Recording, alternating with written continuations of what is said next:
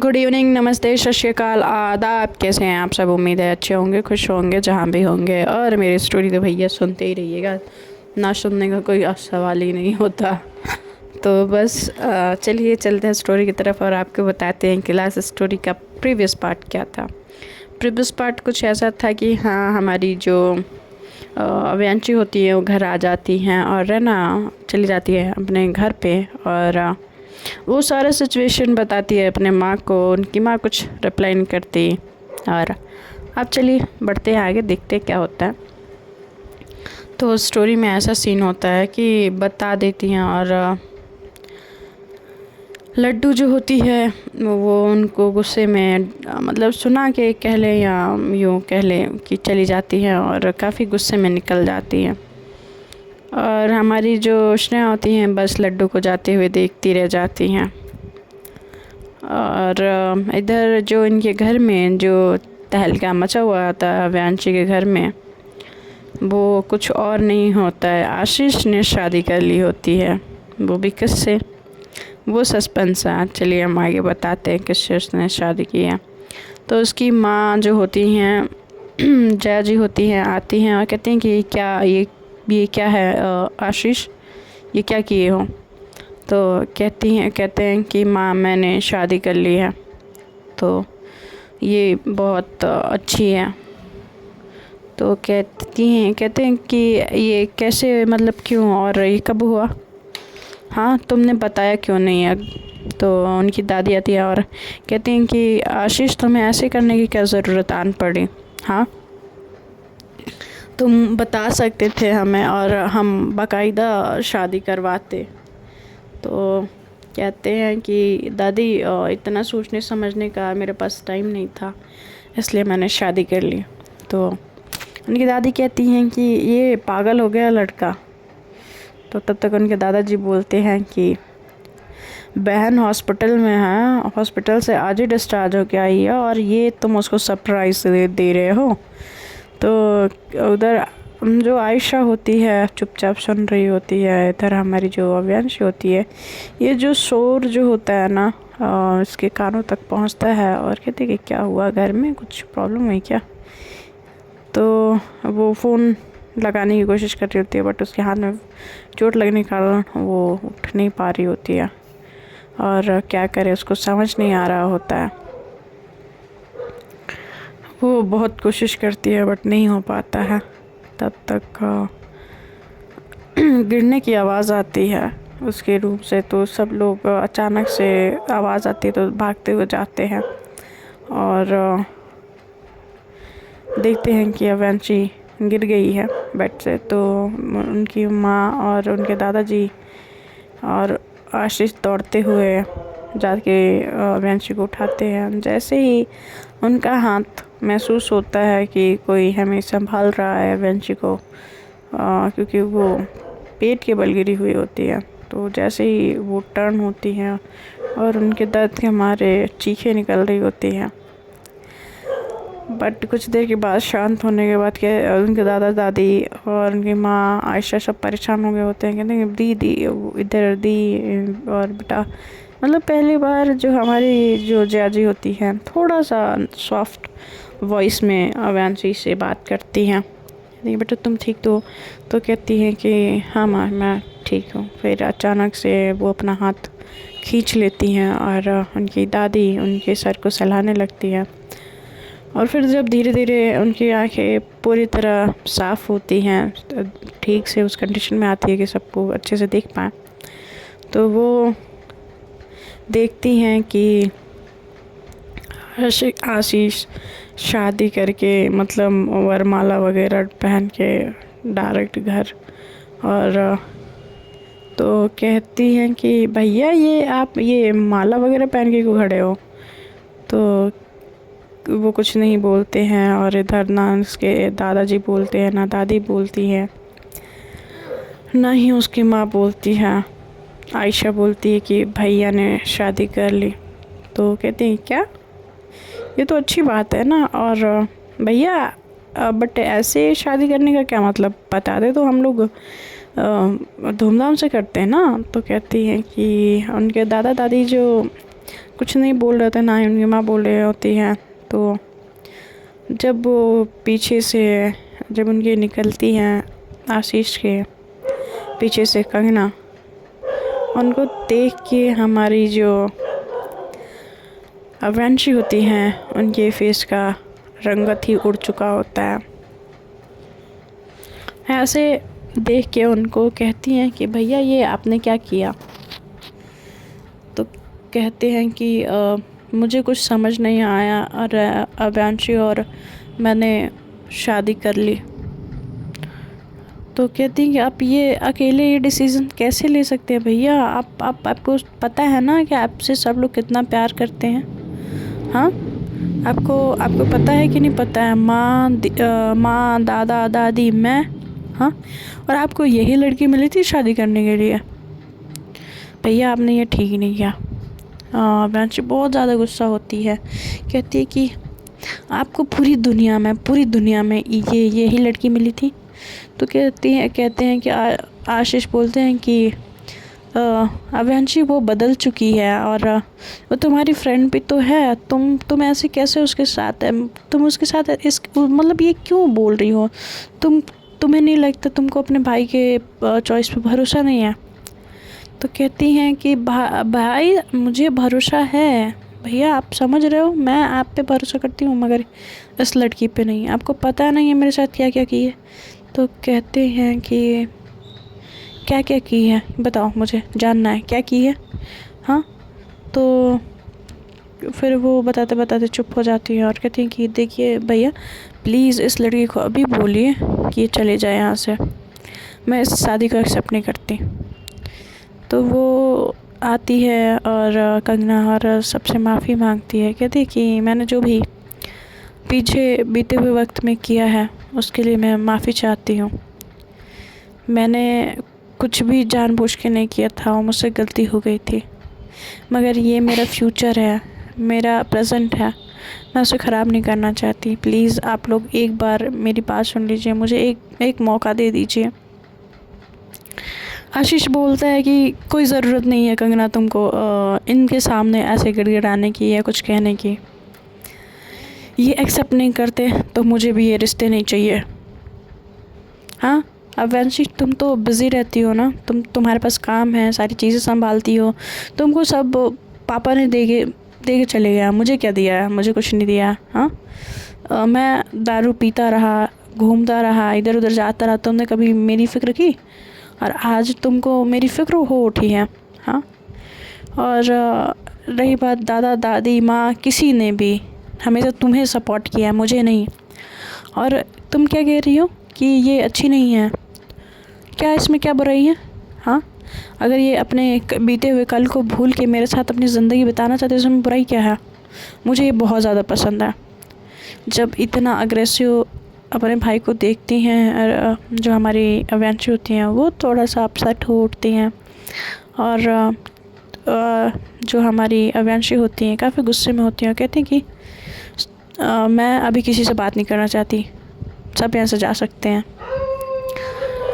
जब गुस्से में बोलती हैं और सब लोग जाने लगते हैं, तो उनका भाई जो होता है आशीष, वो लास्ट में जा रहा होता है, तो कहती हैं कि भाई, तो फिर से पलटते हैं और कहते हैं कि आपको जो करना है करिए, मगर मुझसे कुछ उम्मीद मत रखिएगा। और ये बोल के कहते हैं कि आप जा सकते हैं। जैसे उनका नेचर होता है ना, रूड और एरोगेंट, वो वैसे ही एरोगेंसी और रूड हो के बात करती हैं। बट सबको ये तो पता होता है कि अवंशी जो होती हैं, जो दिखाती हैं या जो जैसी हैं वैसी वो रियल में नहीं है। बट उनके जो भाई होते हैं आशीष, उनको इस बात से बिल्कुल भी कोई फ़र्क नहीं पड़ता है कि उसकी बहन की अभी अभी तो तबीयत ख़राब हुई थी, उसको चोट लगी है, उस पर अटैक्स हुए हैं, और इस बात से उनको कोई लेना देना नहीं होता है। ये सब होता है और अवंशी को अब रहना की कमी महसूस हो रही होती है। अक्सर फ्रेंड्स ऐसा होता है ना कि जब हमें बहुत ज़्यादा दुख होता है ना, या बहुत ज़्यादा तकलीफ़ होती है, या किसी अपने ने जो सबसे दिल के करीब होता है वो हमें तकलीफ़ पहुंचाए, तो दर्द कहते हैं ना कि कहीं गुनाह होता है, जैसे कोई ख्वाब टूट गया हो जो सोते वक्त हम देख रहे हो, ऐसा। तो खैर उनका ख्वाब टूटा है या नहीं वो तो आगे पता चलेगा। तो वो ऐसे ही लेटे लेटे उनके दिमाग में रैना का ख्याल चल रहा होता है, और रैना को सोचते हुए अव्यांशी अब कहती हैं कि रैना तुम कहीं क्यों? हाँ, तुमको बता के नहीं जाना था मुझे? तुम 10 मिनट रुक नहीं पा रही थी? मुझे भी ले चलती हैं। फिर वो उनके हाथ पैर में दर्द हो रहा होता है और वो कुछ कर नहीं पा रही होती हैं। और अब धीरे धीरे रात बीत रही होती है, और इधर इनके परिवार में होता है ना परेशानी, टेंशन जैसा माहौल होता है। आशीष जो कंगना को लेके आए होते हैं वो अपने कमरे में लिवा के चले जाते हैं। किसी से कोई बातचीत नहीं, कुछ कहना नहीं, कुछ सुनना नहीं। दादा दादी जो जया होती हैं वो भी परेशान होती हैं, और वो फ़ोन उठाती हैं तो बज रहे होते हैं रात के 1, और कहते हैं कि शायद अभी फ़ोन लगाना रहना को सही नहीं होगा। वो कहती कि अब ये तो सुबह ही फ़ोन लगाएंगे, सब लोग सोने चले जाते हैं, और एक तनाव का माहौल उनके यहाँ बना रहता है। जो आयशा होती हैं वो अपने रूम में जाती हैं और वो अपना लैपटॉप निकालती हैं, उस पर काफ़ी सारी चीज़ें रिसर्च कर रही होती हैं, ढूंढ रही होती हैं, खोज रही होती हैं। कहती हैं कि भाभी प्लीज़ आ जाओ, आपके बिना ये सारी चीज़ें देखो ना कैसे हो गई हैं। और ये कहते हुए वो भी सो जाती हैं, और इधर हमारी रैना सो चुकी होती हैं। उनकी माँ काफ़ी ज़्यादा परेशान होती हैं, काफ़ी ज़्यादा सोचती हैं, और जो डिसीज़न उन्होंने किया होता है वो तो अगले मॉर्निंग का इंतज़ार होता है कि देखते हैं अगले मॉर्निंग क्या फ़ैसला सुनाती हैं रैना को उनकी माँ।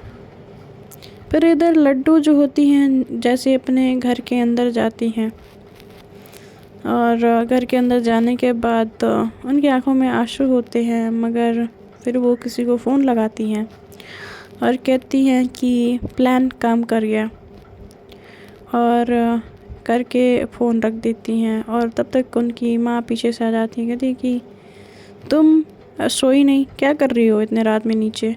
तो कहती है कि माँ वो कुछ नहीं, बस कुछ काम था इसलिए। तो वो जो फ़ोन की होती है करके फ़ोन छुपा ली होती है, इसलिए उनकी मॉम को कुछ पता नहीं चलता। तो ये नहीं, जाओ सो जाओ। और इधर स्नेहा उनके घर के सामने ही खड़ी होती हैं और कहती हैं कि यार लड्डू तुम मेरी बात को समझ नहीं पाई, मैं कैसे समझाऊँ यार, ये गिल्ट मुझे जीने नहीं देगा। तुम कब समझोगे इस बात को? मैंने जो भी किया है या जो भी कर रही हूँ कुछ गलत सोच के नहीं कर रही हूँ। मैंने जो किया वो एक बस नशे में एक गलती थी, पर मैं अपनी एक अच्छी फ्रेंड को खोना नहीं चाहती। वैसे बोलते अपने गाड़ी की तरफ बढ़ जाती हैं। यूँ कह लें कि सबकी ज़िंदगियाँ तितर बितर हो चुकी होती हैं, बिखरने के कारागार पे होती हैं। तो देखते हैं वक्त कैसे समेटता है। ज़िंदगी बिखरने में वक्त नहीं लगता, समेटने में भाई बहुत वक्त लग जाता है, और यूँ कह लें कि थोड़ा नहीं कुछ ज़्यादा ही लग जाता। तो हमारी व्यांशी भी इधर सोचते सोचते सो जाती है, और सुबह होती है। जैसे ही आंखों पे धूप पड़ती है व्यांशी के, उसकी आंखें खुल जाती हैं, ऊपर से उसके हाथ पैर में पेन, और वो करवट ना बदल पाने का तकलीफ़ वो अलग होता है। इधर रैना का भी आँख खुलता है, और ये सुबह जब आँख खुलती है तो एक संघर्ष भरा दिन उसके सामने खड़ा होता है। जब वो उठती है, जाती है, फ्रेश होती है, और फ्रेश होने के बाद कहती है कि पता नहीं माँ ने क्या सोचा क्या समझा, पता नहीं। अब तो नीचे जाने के बाद वो नीचे जाती हैं और डाइनिंग टेबल पर बैठती हैं। उनके डैड होते हैं और वो होती हैं, और उनकी माँ नाश्ता ला रख रही होती हैं। कहती हैं अपने मतलब जो उनके हस्बैंड होते हैं, मतलब यूँ कह लें रैना के फादर जो होते हैं, उनको बोलती हैं कि आप दोनों नाश्ता शुरू करो। मैंने सारा रैना के पसंद के नाश्ता बनाया हुआ है, उसका फेवरेट गाजर का हलवा, आलू के पराठे, सब कुछ है, दही भी है। तो कहते हैं क्या बात है, बेटी पे इतना पैर लुटाया जा रहा है, कल तक तो बड़ी नाराज़ थी। हाँ, तो कहती हैं कि नाराज़, वो तो हम माँ बेटी के बीच की बात है, आप ना पढ़ो। तो कहती हैं कि माँ, तो कहती हैं कि हाँ तुम खाओ ना, रैना खाओ तुम। तो वो जब उनकी माँ किचन में वापस जाती हैं तो रैना भी कहती हैं कि डैड मैं अभी आती हूँ ना। तो वो जाती है पीछे पीछे और उनकी माँ जल्दी जल्दी काम निपटा रही होती हैं। तो अपनी माँ को वो बैकअप करती हैं, कहती कि माँ सॉरी, जो मैंने आपको नहीं बताया, अकेले इतने सारे डिसीज़न लिए और क्या सही है क्या गलत है बिना सोचते हुए सारे काम किए, उसके लिए मैं आपसे माफ़ी चाहती हूँ। प्लीज़ आप मुझे माफ़ कर दीजिए। मुझे नहीं पता आपको कितनी तकलीफ़ हुई होगी, कितना दर्द हुआ होगा, मुझे नहीं पता, मगर हाँ इतना मैं कह सकती हूँ कि माँ मैंने कुछ भी जानबूझ के नहीं किया। उस वक्त हालात अलग थे, जज्बात अलग थे और मुझे उस वक्त आपका रोता हुआ फेस था मेरे सामने और मैंने बस एक बेटी होने का फ़र्ज़ निभाया है माँ। तो कहती हैं कि उनकी माँ वो भी भावुक हो उठती हैं और उनके हाथों को छुड़वाते हुए और उनके तरफ टर्न होती हैं। कहती हैं कि रैना, जब तक मुझे नहीं पता था, मुझे गुस्सा आ रहा था कि तुमने ये क्यों किया, ऐसे क्यों किया, मगर मैंने जब खुद को तुम्हारी जगह पे रख के देखा, मैंने सोचा एक बीमार पिता, एक रोती हुई माँ और 2 भाइयों की ज़िम्मेदारी अगर सामने हो तो वो बहन क्या करेगी, कहाँ जाएगी। ना रिश्तेदारों से कोई उसका हेल्प हो पाएगा, ना ही कोई और हेल्प कर पाएगा, वो क्या करेगी, किसका सहारा लेगी। मुझे खुशी है कि तुमने कोई गलत रास्ता नहीं चुना, तुमने एक सही रास्ता चुना जिसमें तुमने अपनी इज्जत नहीं गंवाई, अपना सम्मान नहीं गंवाया। मुझे फ़ख्र है कि तुम मेरी बेटी हो। और जब ये बात सुनती हैं रैना खुशी के मारे उनको गले लगा लेती हैं अपने माँ को और कहती कि माँ थैंक यू मुझे समझने के लिए। मुझे नहीं समझ आ रहा था कि मैं आपको कैसे समझाऊंगी, बट आपने मेरी बात को समझा, मुझे इस मौका दिया एक और बार एक अच्छी बेटी बनने का। तो कहती हैं कि रैना, तुम एक अच्छी बेटी बनने की ज़रूरत नहीं, तुम ऑलरेडी एक अच्छी बेटी हो, एक बहुत ज़िम्मेदार बेटी, एक ज़िम्मेदार फैमिली की सदस्य हो। वो ये नहीं कहती हैं कि पता नहीं मैं उस रिश्ते को स्वीकार कर पाऊँगी या नहीं, मगर हाँ मैं अपनी बेटी से मुंह नहीं मोड़ सकती, मुझे इतना पता है। और मुंह मोड़ के मैं उसको तकलीफ़ और नहीं देना चाहूँगी, क्योंकि वो अपनी ज़िंदगी में वक्त से पहले ही बहुत ज़्यादा ही दुख उठा लिया है। और दोनों ही एक दूसरे के आंसू पोंछते हैं और कहते हैं चलिए माँ नाश्ता करते हैं, मुझे जाना है। अब वैंसी की तबीयत तो कहती हैं कि ठीक है जाओ चलो। तो वो जाते हैं डाइनिंग टेबल पे, दोनों नाश्ता करते हैं और जो हमारी अव्यांशी इधर वेट कर रही होती है, कोई तो कमरे में आए, कोई तो वॉशरूम लेके जाए, क्योंकि उनको तकलीफ़ काफ़ी ज़्यादा हो रही होती है। बट उस वक्त तक कभी कोई कमरे में आया नहीं होता है। जो हमारी अव्यांशी होती हैं इंतज़ार कर रही होती हैं और रैना इधर नाश्ता करके निकलती हैं और ज़्यादा कुछ नाश्ता करती नहीं है, बट उनको टेंशन अव्यांशी का हुआ रहता है। और बट उनकी माँ का दिल रखने के लिए, उनके फादर का दिल रखने के लिए वो थोड़ा सा उनके साथ बैठ के नाश्ता करती है।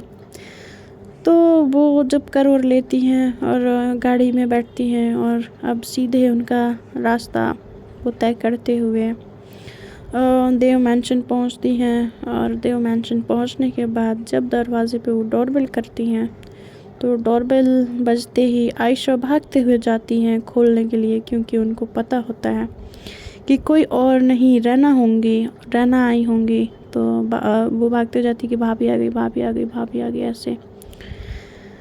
तो करते हुए जाती हैं और दादा दादी जो डाइनिंग टेबल पे बैठे होते हैं, जया जी बैठी हुई होती हैं, सब बैठे हुए होते हैं, आशीष और कंगना बैठे हुए होते हैं। और इधर जो होता है कि जब दरवाज़ा खोलती हैं तो आयशा ज़ोर से गले लगती है रना कि भाभी अब कितना देर लगा दी आने में। तो कहती क्या हुआ आयशा? तो कहती कि कुछ नहीं, चलिए अंदर। तो वो उनका हाथ पकड़ के खींचते हुए लेके आती है और जब वो खींचते हुए लेके आती हैं तो कहती अच्छा रुक जाओ, मैं सबसे मिलती हूँ और मैं पहले सबसे पहले ना वांशी को देख लेती हूँ।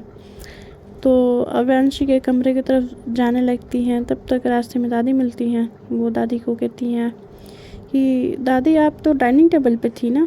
तो कहती कि नहीं बेटा, तुमने शायद गलत समझ लिया। तो कहती हैं कि नहीं दादी, मैंने देखा था वहाँ पे आशीष भैया, आप, दादाजी, माँ। तो कहते हैं कि आप नहीं थी तो वहाँ पे कौन बैठा था साथ में सबके?